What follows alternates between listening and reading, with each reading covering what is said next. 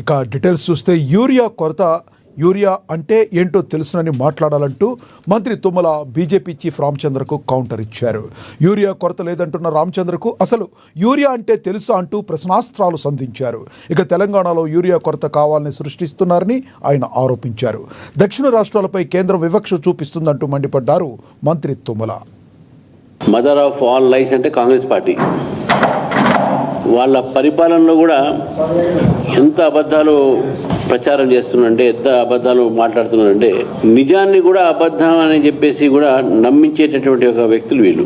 గతంలో యూరియా మీద షార్టేజ్ ఉంది, కేంద్ర ప్రభుత్వం సప్లై చేయట్లేదు, కేంద్ర ప్రభుత్వము మాకు సప్లై చేయట్లేదు కాబట్టి మా వాటా మాకు ఇవ్వట్లేదు కాబట్టి ఈరోజు రైతులకు యూరియా దొరకట్లేదు అని చెప్పేసి ప్రచారం చేశారు. నేను గతంలో కూడా ప్రెస్ కాన్ఫరెన్స్లో కూడా చెప్పాను, నేను చర్చకు సిద్ధంగా ఉన్నాను, మీరు వస్తే రండి. ఎక్కడ కూడా యూరియా కేంద్ర ప్రభుత్వము తక్కువ చేయలేదు, షార్టేజ్ చేయలేదు. కేంద్ర ప్రభుత్వానికి ఉత్తరం రాశారు, మాకు ఈ నెల ఇంత వచ్చింది, ఈ నెల వచ్చింది, ఈ నెల ఇంత వచ్చింది చెప్పి ఒక లెక్కలు పెట్టారు. వాళ్ళ ఎంపీలు కూడా సంబంధిత మంత్రి కూడా కలిశారు. ఈరోజు వాళ్ళకు కూడా చెప్పాల్సిన, వాళ్ళు ప్రజలకు చెప్పని విషయాలు ఈరోజు మీకు చెప్తాను. 2028-25 అంటే రాబీ సంబంధించినటువంటి ఒక సీజన్లో అక్టోబర్ 24, మార్చ్ 25 లోపల భారత ప్రభుత్వము వాళ్ళకి సప్లై చేసింది 12.47 లక్షల metric ton. 12,47,000 metric ton requirement. Telangana requirement ఆ సంవత్సరానికి రిక్వైర్మెంట్ అంటే ఈ సంవత్సరానికి రబీలో రిక్వైర్మెంట్ ఎంత అంటే 9.87 రిక్వైర్మెంట్. ఇది వాళ్ళకి సంబంధించినటువంటి ఒక రిక్వైర్మెంట్. కానీ 12.87 ఇచ్చినాం కాబట్టి ఆ రబీ సీజన్ లో రాష్ట్ర ప్రభుత్వం అమ్మింది ఎంత అంటే 10.43 మెట్రిక్ టన్, లక్ష మెట్రిక్ టన్లు. అంటే వీళ్ళ దగ్గర మిగిలిన స్టాక్ ఎంత ఉన్నది? Opening stock kharif opening stock 2.04 లక్షల మెట్రిక్ టన్ ఓపెనింగ్ ఉన్నది వాళ్ళకు. ఈ ఓపెనింగ్ పెట్టుకున్న తర్వాత తెలంగాణ ప్రభుత్వం వల్ల ఈ సమస్య వచ్చిందని చెప్పి కొంతమంది గౌరవ పెద్దలు మాట్లాడుతున్నారు. వాళ్ళకి యూరియా ఎప్పుడన్నా చూశారో లేదో నాకు తెలియదు, కనీసం పట్టుకున్నారో లేదో నాకు తెలియదు, పొలంలో చల్లారో లేదో నాకు తెలియదు. కానీ పెద్ద పెద్ద మాటలు మాట్లాడి అపాస్పాలు కావద్దు.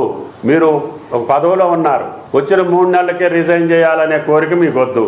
నేను లెక్కలు సహాయిస్తున్నా, మీరు వెళ్ళి నడ్డా గారిని అడగండి. ఇందుట్లో ఏ ఒక్క తప్పున్నా అది మీరు ఏ రకంగా సవరించుకోగలుగుతారో చెప్పండి. రామచంద్రరావు అంటే నాకు కొంచెం అభిమానం, సౌమ్యుడని. కానీ తెలియని విషయాలను పట్టుకొని పార్టీ కోసం వచ్చిన 3 రోజులలోనే అబద్ధాలు చెప్పి, అసత్యాలు చెప్పి ఆ పార్టీని బాగు చేయాలనుకుంటే నీ తరం కాదు, నీ వల్ల కాదు. రైతుల్లో భారతీయ జనతా పార్టీ పేరు తెచ్చుకొని దాని ద్వారా రాజ్యాలకు రావాలంటే అది అంతకంటే సాధ్యం కాదు రామచంద్రరావు గారు. కాబట్టి దయచేసి వాస్తవాన్ని ఒప్పుకో. కిషన్ రెడ్డి గారు లేకపోతే పెద్దలందరికీ నేను ఈ పంపించాను, 3 నెలల బట్టి పంపిస్తున్నా. నడ్డా గారికి 6 నెలల బట్టి పంపిస్తున్నా. పదే ఈ రాష్ట్ర ప్రభుత్వం కేంద్ర ప్రభుత్వం మీద ఒత్తిడి తీసుకొచ్చి ఉన్న పరిస్థితిని ఎప్పటికప్పుడు చెప్తున్నాం. నువ్వు నిన్నగాక మొన్నొచ్చి ఆ స్టాక్ అంటావు, ఈ స్టాక్ అంటావు, ఆ కథ అంటావు, ఈ కథ అంటావు. ఇదిగో నీ లెక్క. నువ్వు చెప్పింది ఎంత, ఇచ్చింది ఎంత తక్కువ ఉంది. కాబట్టి రైతాంగం మీద శవాల మీద పేలాలి అనుకున్నట్టుగా రైతుల సమస్యలు వస్తే దాంతో రాజ్యాధికారం వస్తుంది అనుకుంటే అది నీ భ్రమ. కాబట్టి అటువంటి అసత్య ప్రచారాలకు దూరంగా పెట్టి వాస్తవానికి దగ్గరికి వెళ్ళి నీకేదన్నా కొద్దిగా పలుకుబడి ఉందని నేను అనుకోను.